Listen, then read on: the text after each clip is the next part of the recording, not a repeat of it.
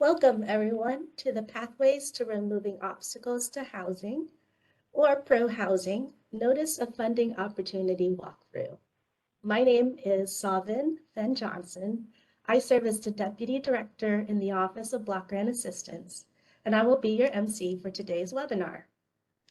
This is the first in a series of weekly webinars designed to cover HUD's Pro-Housing NOFO. These webinars are intended for potential pro-housing applicants and provides participants with an overview of the pro-housing program and the application requirements. I will cover a few general housekeeping rules before we get started. Today's webinar will be a hybrid session, and it will include both live and recorded materials. As participants, you all will be muted. So we ask that you submit all questions using the chat feature of WebEx so that our presenters may be able to see it and respond. Today's agenda includes opening remarks from our HUD leadership, followed by an overview of the Pro-Housing NOFO, and then we'll have time at the end to cover Q&A. And with that, I have the pleasure of introducing our opening remarks speaker of today, P.D.A.S. McFadden. Marion Mulligan McFadden serves as HUD's Principal Deputy Assistant Secretary for Community Planning and Development, known as our P.D.A.S. for CPD. In this role, she oversees the administration of federal financial assistance to support communities in ending homelessness, creating and preserving affordable housing, strengthening local economies, and disaster recovery and mitigation. Before joining the Biden-Harris administration, P.D.A.S. McFadden served as Senior Vice President for Public Policy and Senior Advisor for Resilience at Enterprise Community Partners, as well as the Executive Sponsor for Enterprise's Diversity, Equity, and Inclusion Council. Additionally, P.D.A.S. McFadden previously served as CPD's Deputy Assistant Secretary for Grant Programs, overseeing affordable housing and community development programs. In that role, she formed and facilitated multiple public-private partnerships, including the award-winning Rebuild by Design initiative and the National Disaster Resilience Competition. Early in her career, she served as the Chief Operating Officer and Acting Executive Director of the Federal Hurricane Sandy Rebuilding Task Force, and as Program Counsel for CPD and Native American programs. P.D.A.S. McFadden holds a J.D. magna cum laude from Howard University and a B.A. from Northwestern University. P.D.A.S. McFadden, welcome. Thank you, Savin. Hello, everybody. It is great to see so many people, more than 250 tuning in. It's an exciting time for us. As you know, housing supply is a priority for the Biden-Harris administration. And under the leadership of Secretary Marcia Fudge, we're committed to finding new ways to support local housing and community development efforts. Last week, Secretary Fudge announced the Pathways to Removing Obstacles to Housing program, Pro-Housing. Here, the program offers $85 million in funding for communities across the country to identify and remove barriers to affordable housing, production, and preservation. Our goal is to elevate and enable promising practices for identifying and removing barriers to affordable housing, production, and preservation, as well as to institutionalize state and local analysis and implementation of effective, equitable, and resilient approaches to affordable housing, production, and preservation.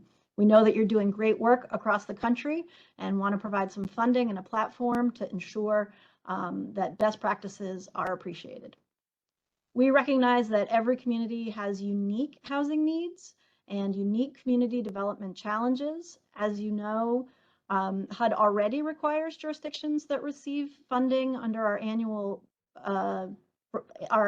formula programs to identify those barriers as part of the consolidated plan process.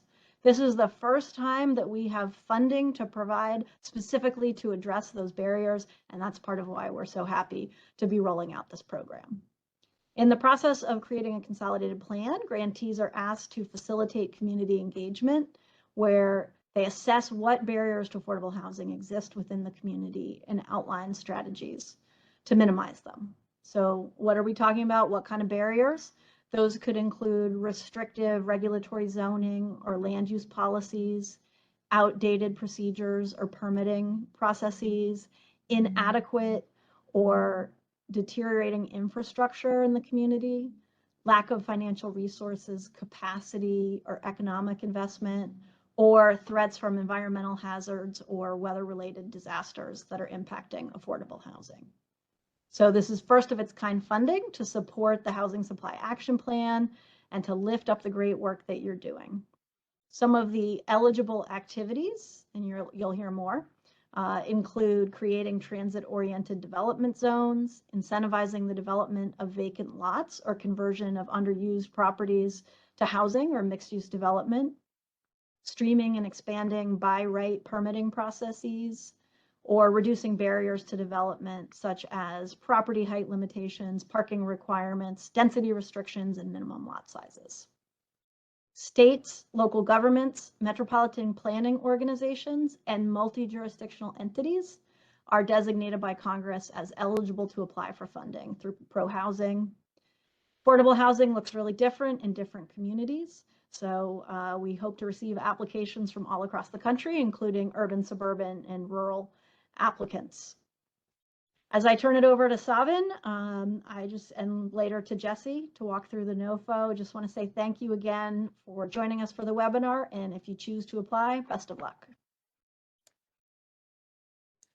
Thank you, P.D.S. McFadden. Next on our agenda, we have Director of the Office of Block Grant Assistance, Jesse Hanforth-Combe, who will walk us through the pro-housing NOFO.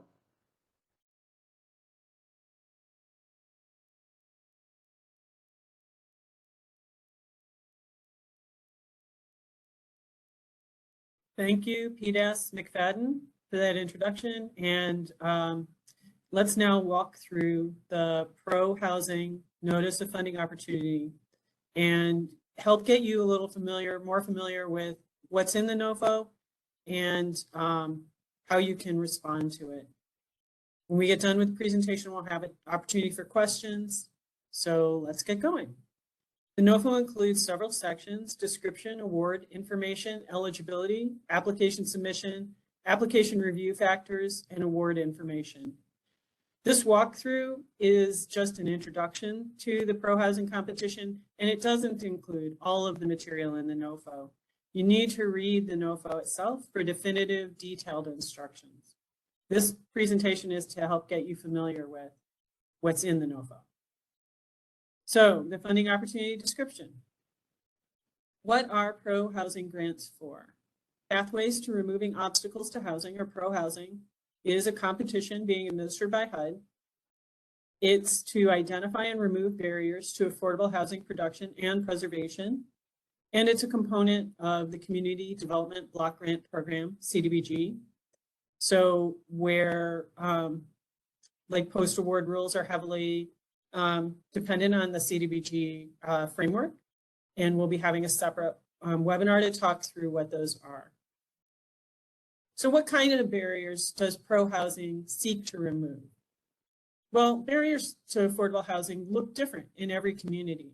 They can be caused by a range of things, including zoning and land use policies, but could also be the result of gaps in resources for development or challenges to preserving existing housing stock. The NOFO includes, lists of possible barriers, but you may identify others in your application. HUD is prioritizing applicants that demonstrate that they've already made progress and have shown commitment to overcoming local barriers to facilitate the increase in affordable housing production and preservation. This is critical, and it's statutory. Communities that apply or areas that apply have to have already been taking action to try to get housing production and preservation increased, and must demonstrate an acute demand for housing affordable to households with incomes below 100% of the area median income. This is also statutory. And we'll walk through how the NOFO shows those priorities. So how is pro-housing related to CDBG? It's using the framework, as I mentioned. And the NOFO, it contains some exceptions and waivers. Section 3G of the NOFO has more information, and again, we'll have another walkthrough on what CDBG regulations do apply. And as with all CDBG assistance, the prime priority is to serve low and moderate income people. There are going to be public participation requirements. Before submitting to HUD, you must publish your pro-housing application or amendment in its entirety for public comment.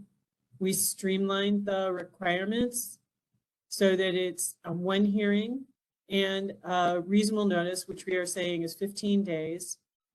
And for more information on that, section 6E5A3 of the NOFO has more information about that. If you're familiar with CDBG, citizen participation, public participation, this is going to be familiar.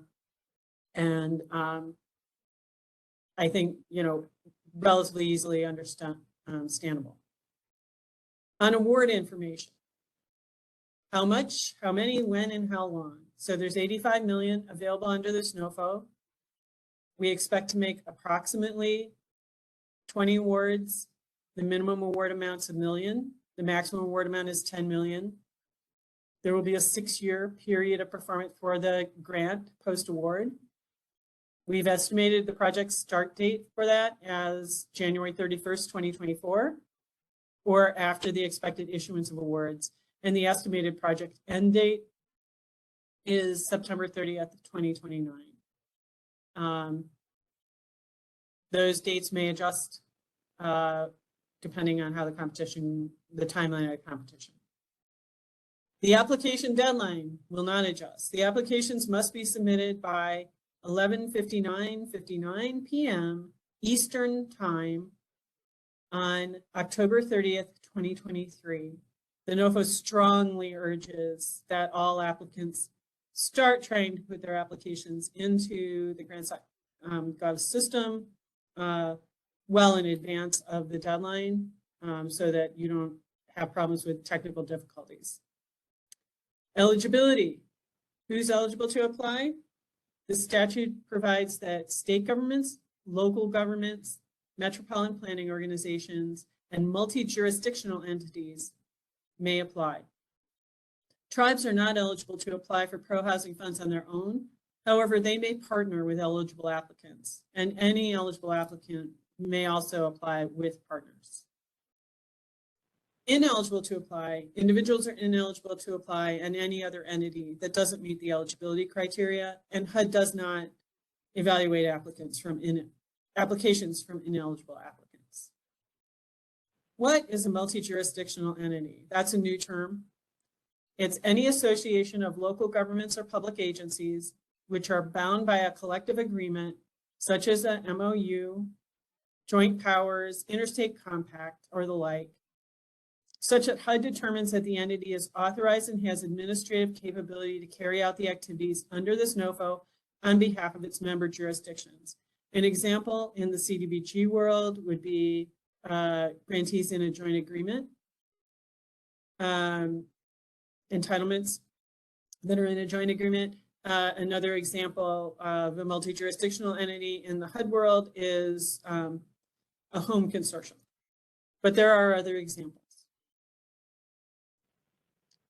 Multi-jurisdictional entities must demonstrate partnership among all parties and demonstrate the partnership by attaching the relevant documentation to the application. And that documentation does not count toward page limits. No match or cost share is required, but we will be awarding points based on leverage as described in section VA1D of the NOFO. So the pro-housing NOFO says that all activities must meet a national objective as applicable. So this is a CDBG concept from the underlying regulatory and statutory framework. And the national objectives are benefiting low and moderate income persons, preventing or eliminating slums or blight, or meeting other community development needs, having a particular urgency, and you can read the rest on the slide. The critical part here to know is that benefiting low and moderate income persons is the most commonly used national objective, and HUD doesn't have ability to do waivers around low and moderate income benefit requirements beyond what the NOFO did, which is limited. Which activities are eligible? Each proposed activity must be an eligible CDBG activity or have received an eligibility waiver for the activity requested in the application. So you will, as an applicant, be able to submit an eligibility waiver if you believe you have an ineligible activity included in your proposal that you need, and you'll be able to request in the application, and the NOFO includes instructions on how to do that.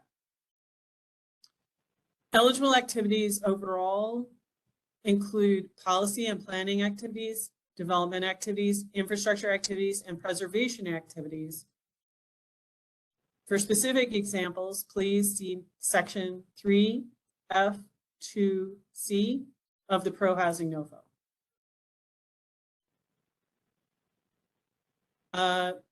We knew we'd get the question whether pro-housing funds can be used to construct new housing or for to assist costs in developing new housing.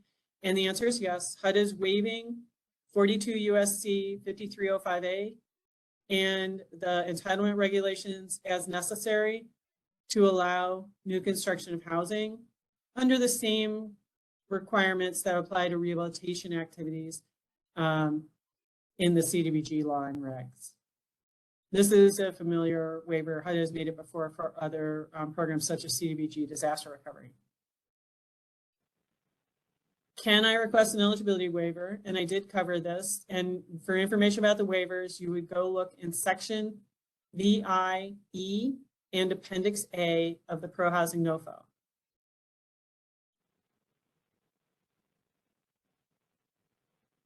Because we're going to be doing a lot of, there's a possibility of doing a lot of planning activities.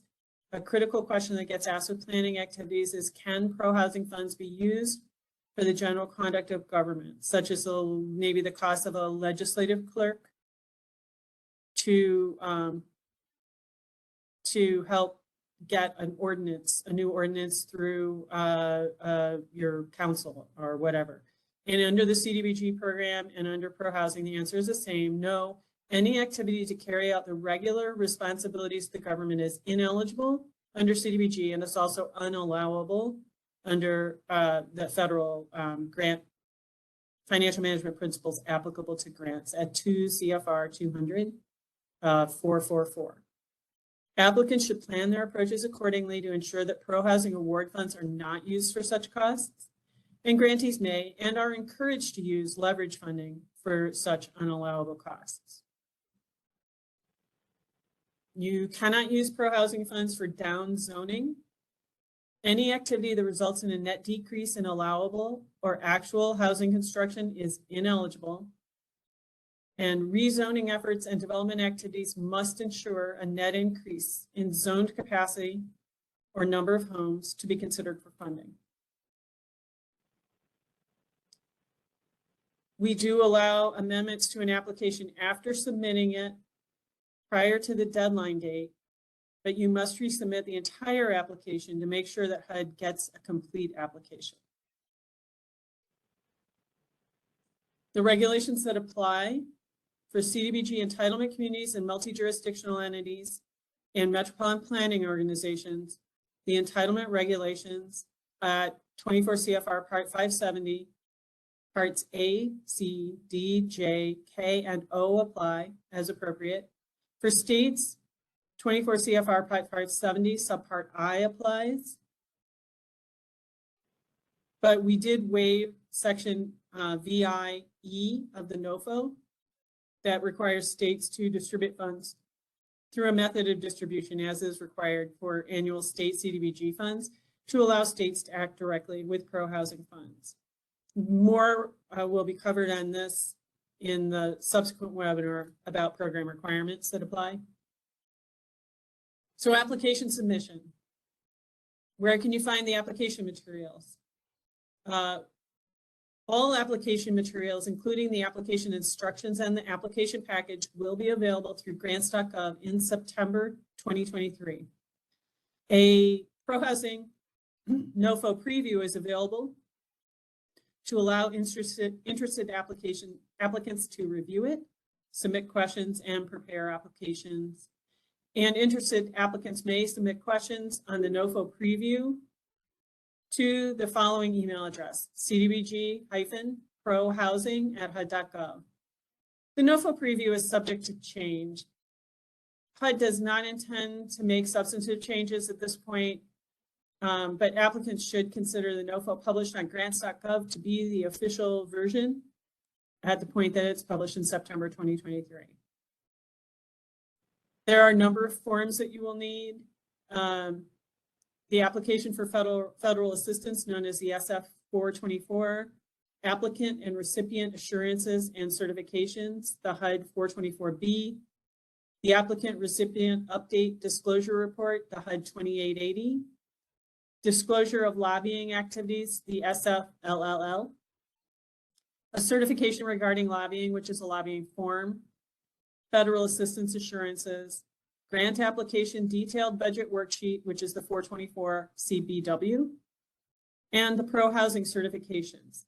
Section IV-B1 of the NOFO has more information on this, and those forms will be also available as part of the grants.gov package. The standard application format is that applications have a maximum of 40 pages of narrative. These pages must use 12-point minimum Times New Roman font on letter-sized paper, 8.5 by 11 inches, with at least a 1-inch margin on all sides. For more information about format and form, see section IV-B2 of the NOFO. There are page limit exceptions, the table of contents, eligible applicants documentation, the evidence of partnership letters, your leverage documentation, application certifications and standard forms, summary of comments received on your published application, and a list of commenters by name and organization, which is attachment A, and any tabs, title pages that are blank or display a header and a indication for organizing your application. Are there required attachments? Yes. You must attach a summary of comments received on your published application and a list of commenters by name and organization. This is attachment A and doesn't count toward the page limit. The environmental requirements are set forth in HUD's regulations at 24 CFR Parts 50 and 58, which implement the policies of NEPA, the National Environmental Policy Act, and other environmental requirements. Grantees that are states or units of general local government, UGLUGs, are considered the responsible entity under 24 CFR Part 58 and are responsible for completing their own environmental review. This is the same as in CDBG.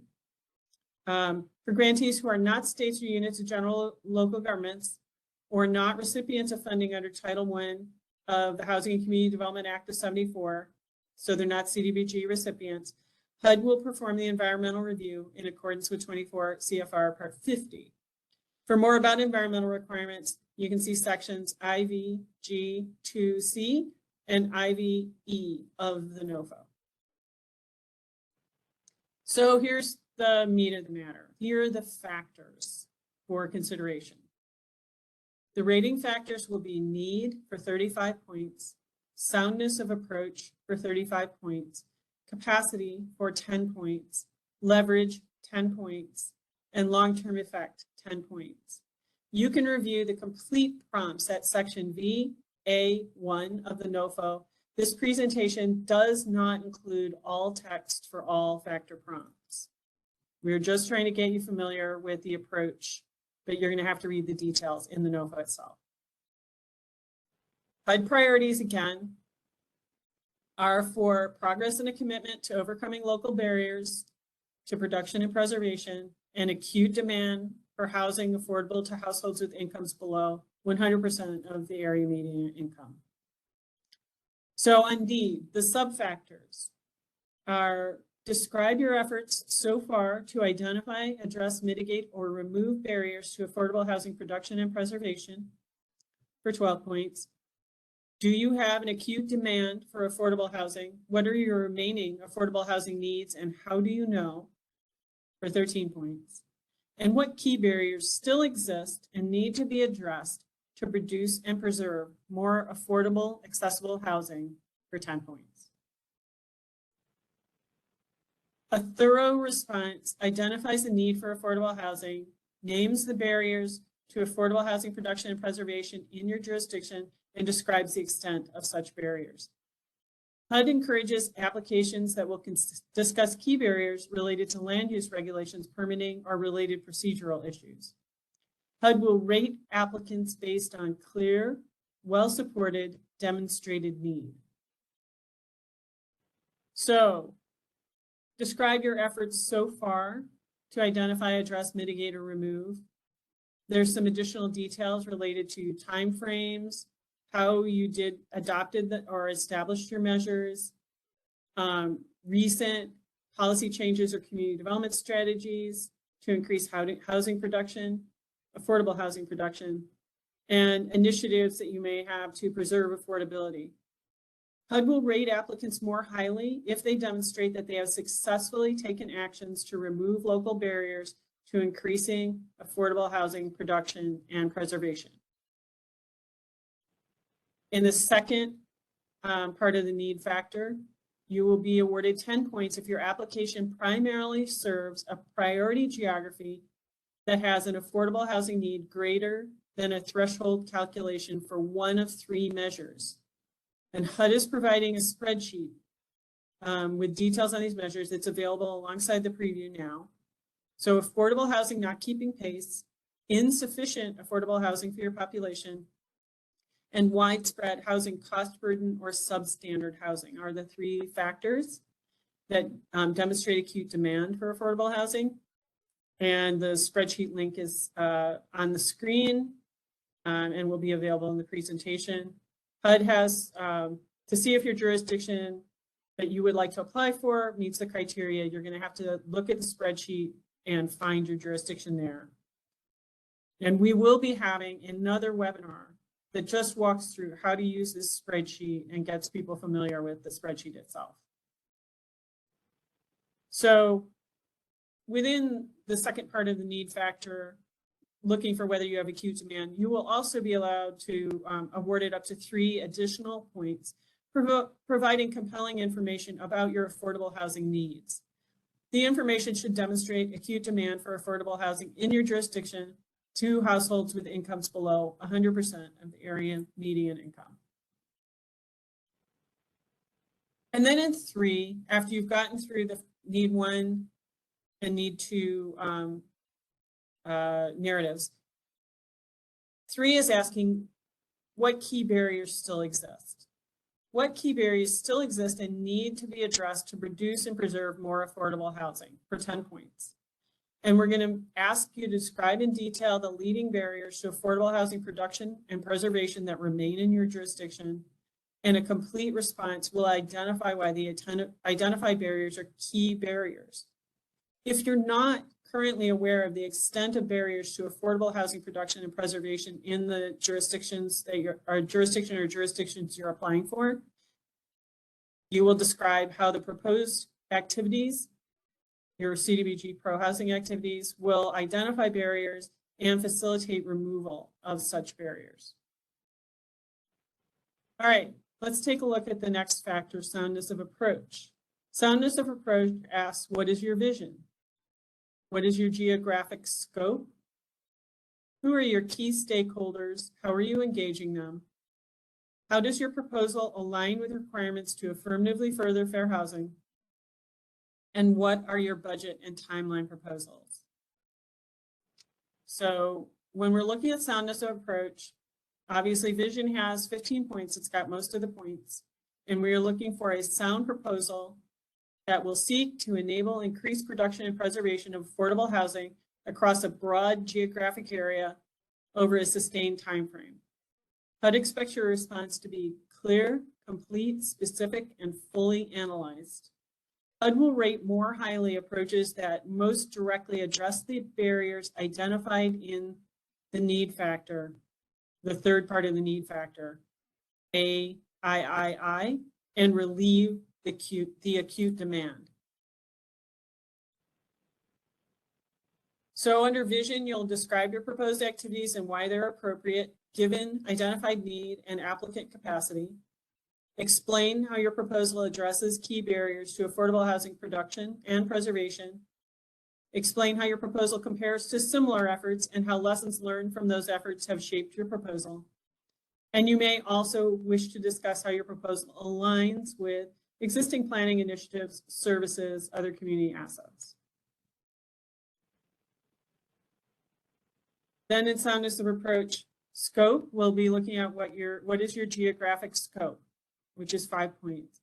Explain your proposal's anticipated effects on targeted locations, neighborhoods, cities, or other geographies. Describe how your proposal preserves and creates housing units in high opportunity areas and expands opportunity in underserved communities. HUD will rate more highly proposals that address a larger geographic scope, and maps, drawings, renderings, and other graphical representations are optional but encouraged. Soundness of approach has a long list of potential stakeholders that you would be working with. Potential stakeholders may include, but are not limited to, and here's a long list: persons with unmet housing needs, residents of public or other affordable housing units, persons from all protected class groups under the Fair Housing Act, local and regional public agencies, providing funding, housing, transportation, social services, community organizations, especially those that represent protected classes, developers, private and nonprofit developers, housing developers, community land trusts, advocacy organizations and legal groups, and business and civic leaders, particularly decision makers. Stakeholders. So looking at that list of stakeholders, you're going to be asked, who are your key stakeholders? How are you engaging them? So describe your key stakeholders and your outreach in developing your proposal. Describe your strategy for continued outreach during the grant's period of performance. We're looking for you to describe the specific actions you've taken to solicit input from and collaborate with stakeholders in developing the application, including how input from stakeholders and community members shaped your proposal. And we would like you to describe how you incorporated input from stakeholders into your proposal, and describe your strategies to encourage public participation, build support, and engage community members, including those most likely to benefit from your proposed activities. Now, this is a key part of the soundness of approach: affirmatively furthering fair housing alignment. This is a cross-cutting requirement that HUD has decided to give to award points for under this production NOFO. And under this AFFH alignment, there's a number of prompts, and I'm just going to be going over them fairly rapidly, but you should definitely, this is a place where not everything from the NOFO appears here, and you should read carefully in the NOFO. You need to describe your plans to remove barriers to the development of affordable housing in well-resourced areas of opportunity.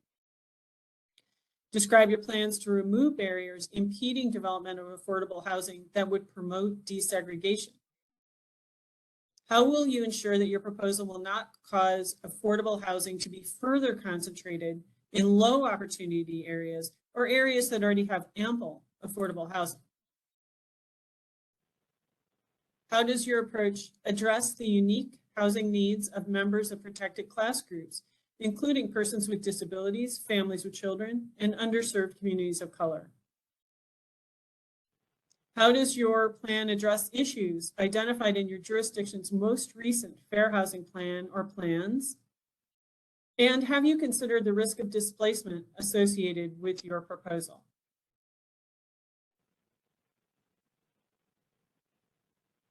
How will your proposal address the housing needs of people with disabilities and increase their access to accessible and affordable housing?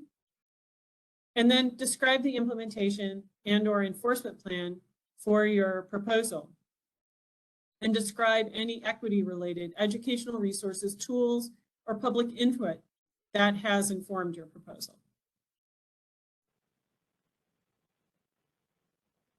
We'll also be taking a look at, do you plan to engage and support minority, women, and veteran-owned businesses during your proposed housing production process? Do you have a diversity and equity plan in place or plan to create one? And include other equity considerations informed by your local circumstances. Describe how you will evaluate the effect of your proposal on promoting desegregation, expanding equitable access to well-resourced areas of opportunity, and furthering the deconcentration of affordable housing. And then how will you track your progress and evaluate the effectiveness of your efforts to advance racial equity in your grant activities? Finally, if you propose to use pro-housing funds to fund production of housing units, you must discuss how those benefits will be affirmatively marketed broadly throughout the local area and nearby areas to any demographic groups that would be unlikely or least likely to apply absent such efforts. Now note that any actions taken in furtherance of this section must be consistent with federal non-discrimination requirements. All right, soundness of approach. We're continuing on to V, which is budget and timeline. What are your budget and timeline proposals for 5 points? We would like an activity level, that's a CDBG activity level budget for the proposed activities that documents all projected sources of funds and estimates all applicable costs. Describe how you would budget for and manage a successful project if HUD awards a different dollar amount than you are requesting. And we are specifically also asking, if you were to receive only 50% of your request, what would you be able to achieve? And what is the minimum funding amount that would allow you to carry out your proposal in some form? We would like you to provide a schedule for completing all proposed activities before the expenditure deadline at the end of fiscal year 2029, which would be September 30th, 2029. So let's move on to capacity. What capacity do you and your partners have? What's your staffing plan for 10 points? Describe your capacity for managing a federal grant of this size and scope. In evaluating this subfactor, HUD will consider the degree to which applicants demonstrate clear capacity or a plan to develop capacity in managing federal funds, project management on the scale of the ideal or proposal, and leadership capacity to coordinate among proposed partners. Note that rather than measuring your general capacity, HUD will measure your specific capacity to carry out your proposal, and your responses should reflect this. So let's take a look at leverage. We're awarding points for leverage up to 10 points as a % of grant funds requested. We are looking for leverage commitments. For 50% and above, you can get 10 points. Between 40 and 49.99%, 8 points. 30 and 39.99%, 6 points. Between 20 and 29.99%, 4 points. Between 10 and 19.99%, 2 points. Below 10%, 0 points for leverage. So what is leverage? We're looking for applicants to leverage additional funding from outside sources.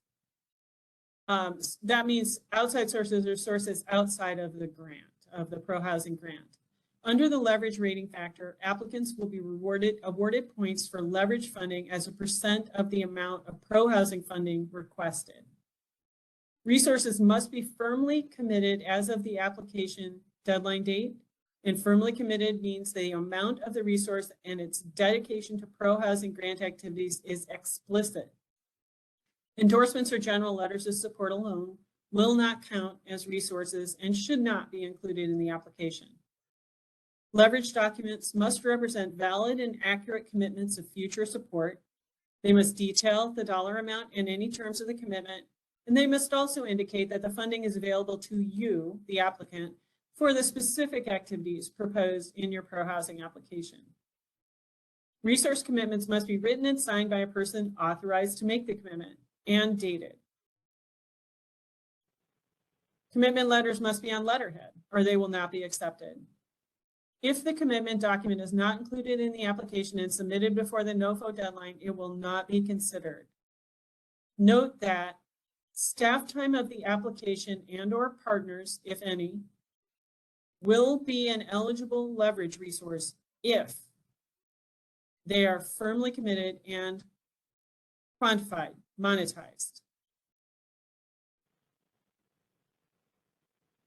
So let's take a look at the fifth factor.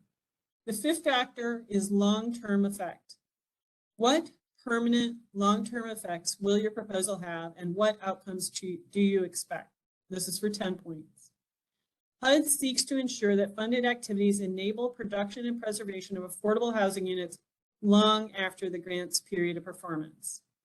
Describe how your approach seeks to permanently remove key barriers to producing and preserving affordable housing and the measurable outcomes you expect to achieve. Be sure to address how the removal of barriers will result in more resilient housing and sustained production.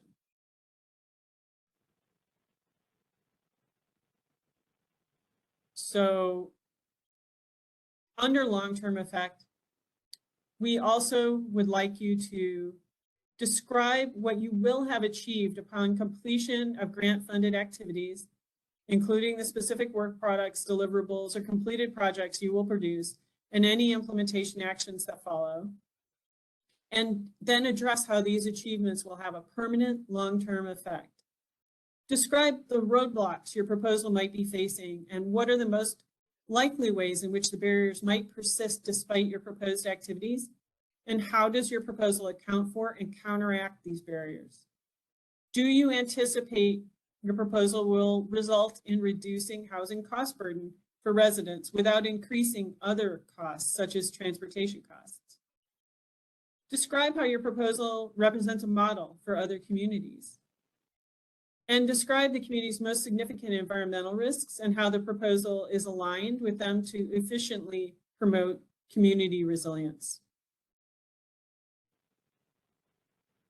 And what do you consider success to look like at the end of the period or performance or beyond?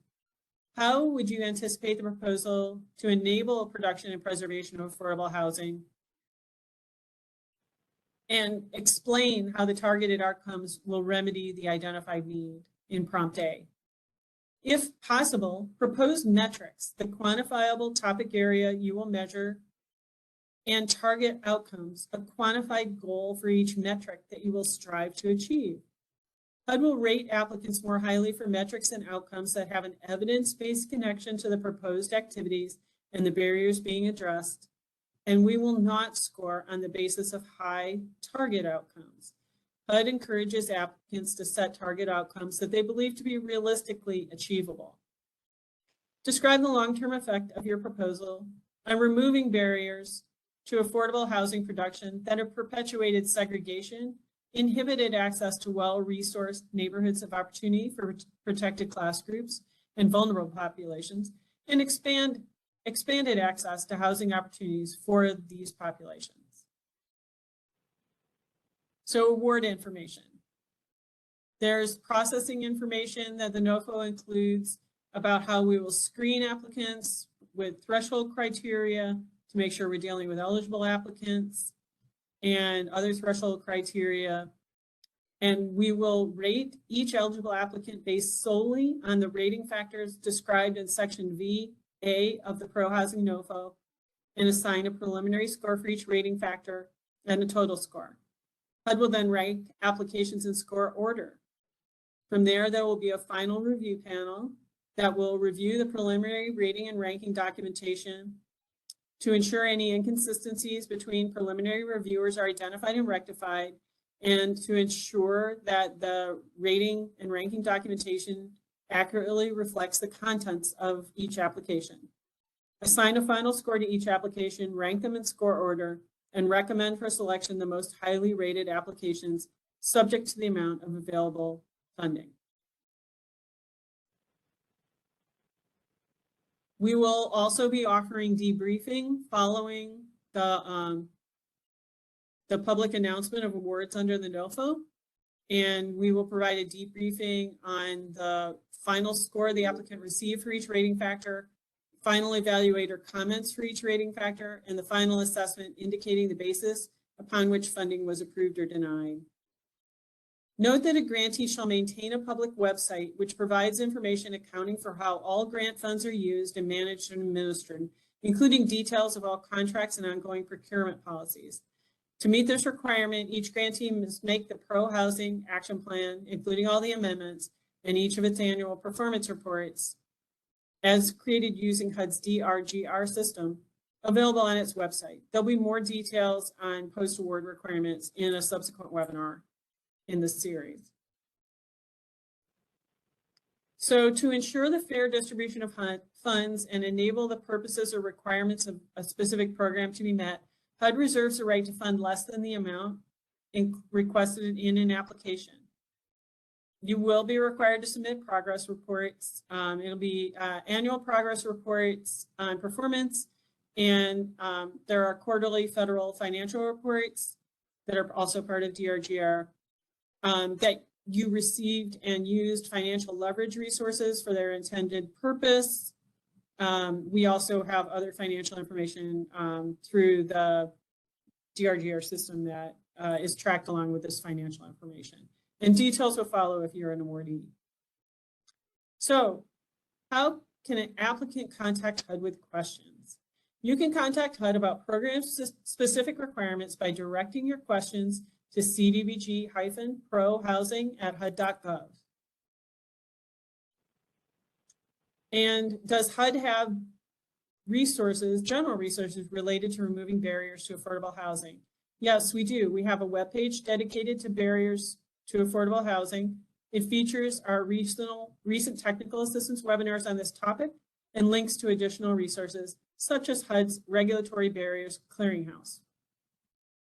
You can visit the webpage at the link on the screen, and there's information. We'll keep updating the information while we go.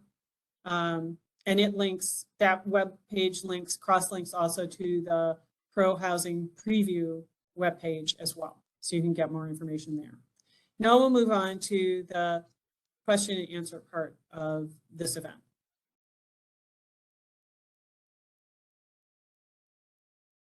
Great, thank you, Jessie. So now we're transitioning to the Q&A portion of the webinar. We'll have Director Hanforth-Combe with us. But first, I wanted to drop an important note that HUD competitions are governed by the HUD Reformed Act. So the NOFO is the definitive for all answers.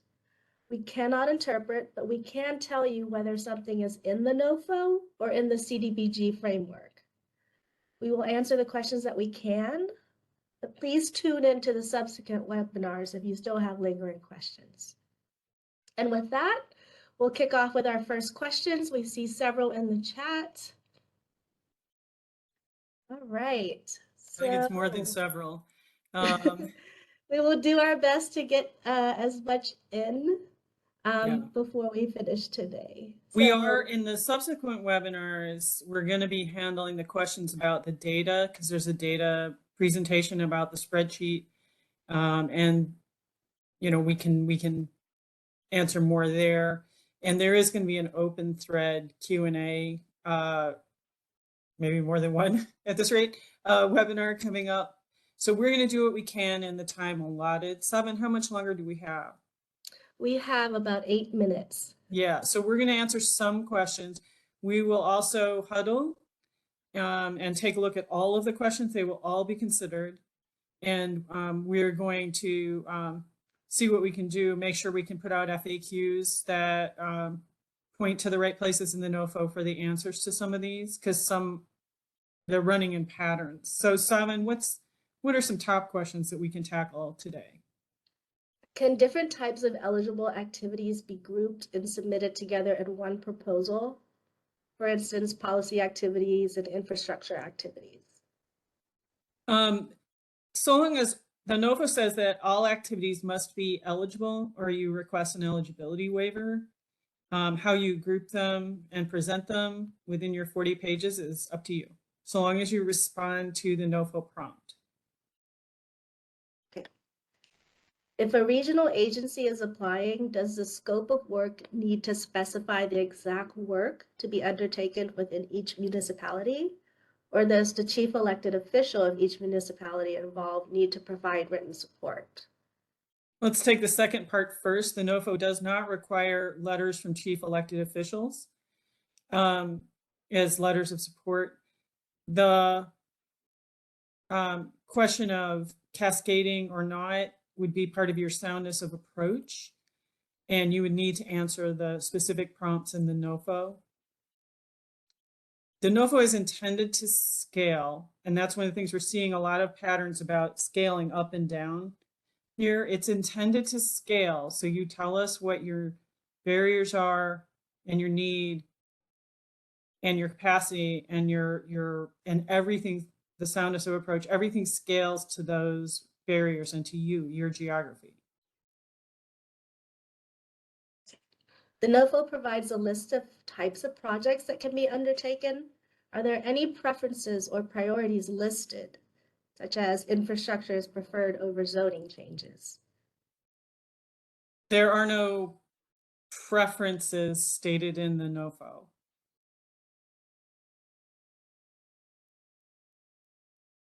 Okay. When appropriate, can you elaborate on the acute demand requirement for the grant? That's going to be a subsequent webinar. That'll be It's the next one, isn't it?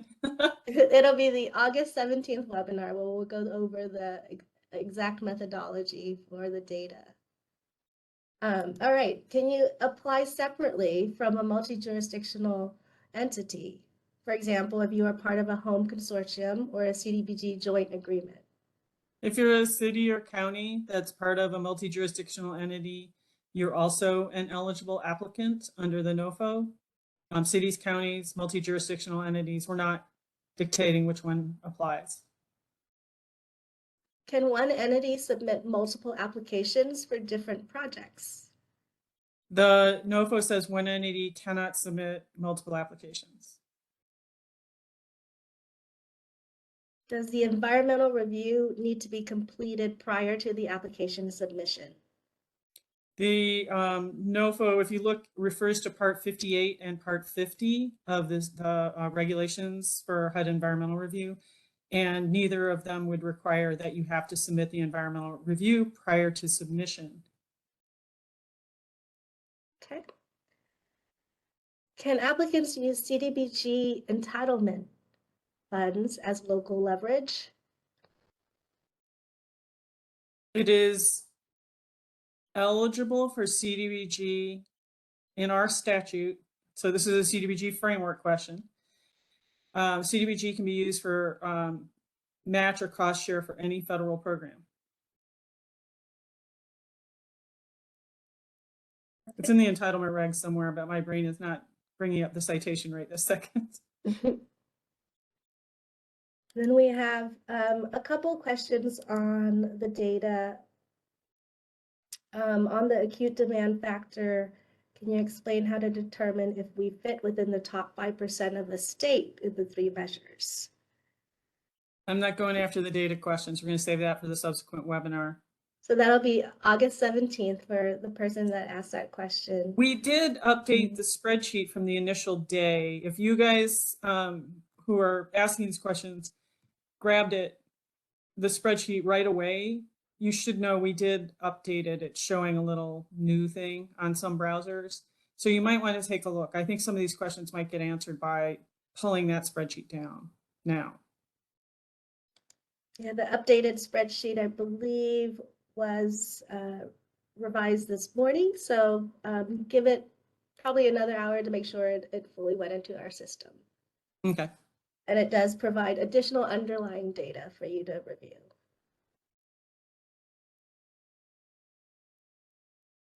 Okay, and then we had several questions about the recording for this webinar. and the slide deck. So I think we addressed that in the chat, where the recording will be posted on the Pro Housing landing page on HUD.gov in a few days from now.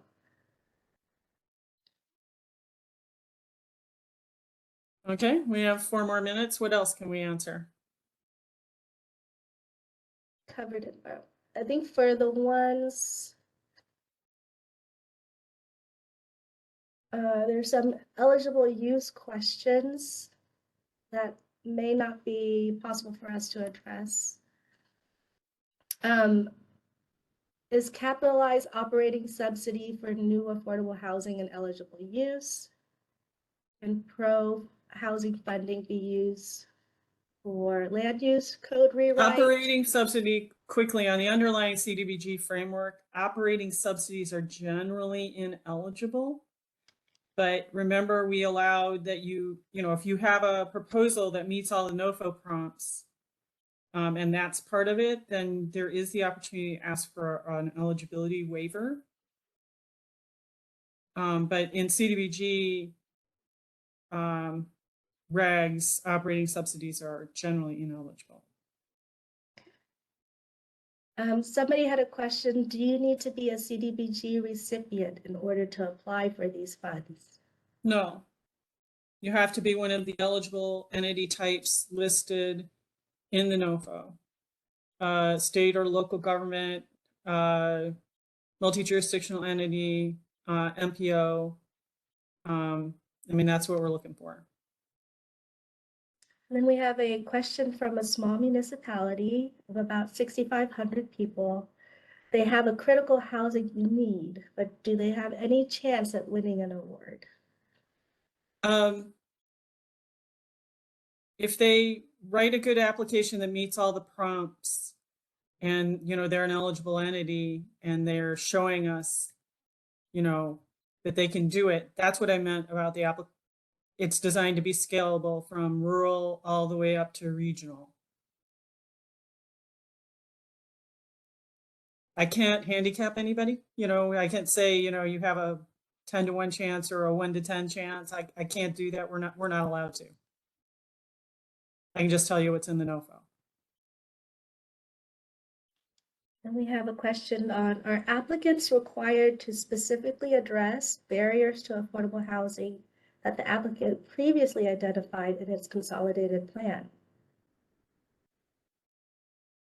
No, there is a barriers section in the consolidated plan where you've identified barriers, but if you identify different or additional barriers as part of a pro housing application, there isn't, from the NOFO, it doesn't have a direct tie back to the consolidated plan, although it does have some comp plan related questions. And with that response, I think we are at time, Jesse.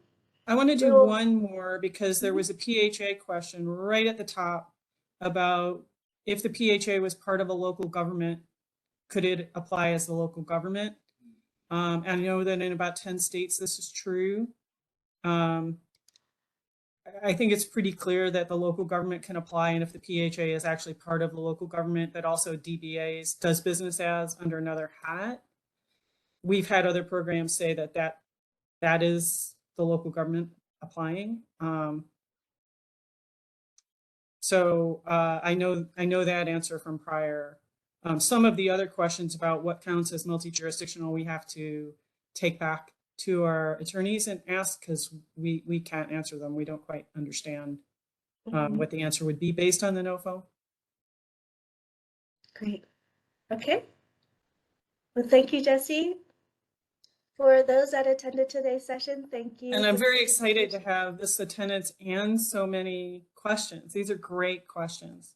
And we are committing to seriously consider them and try to get responses out, but the NOFO is definitive, and you need to read the NOFO and, just basic English, stay within the words of the NOFO and answer it. So we will have another webinar next week, Wednesday, August 10th, and that we will cover the pro housing NOFO appendices and the regulations in it.